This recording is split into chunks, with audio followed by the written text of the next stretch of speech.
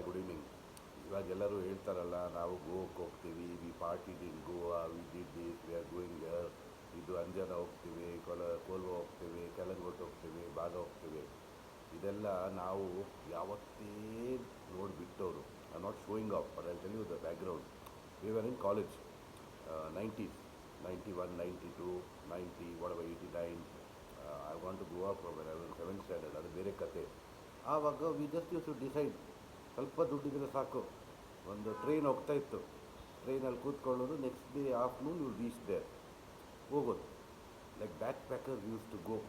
ಅಲ್ಲಿ ಹೋಗಿ ಆವಾಗ you want believe it, entire Anjuna beach had one lodge, actually the name Poonam lodge. ಅಲ್ಲಿ ಎಷ್ಟು ಒಂದು 60 ರೂಪಾಯಿ ರೂಮು, ಆ 100 ರೂಪಾಯಿ 200 ರೂಪಾಯಿ, ಒಂದು 3 ಜನರು ನಾವು ಇರ್ತಾಯಿತ್ತು ಒಂದು ರೂಮಲ್ಲಿ. And then you could go to Calangute, one old lady's house, you pay 50 rupees, you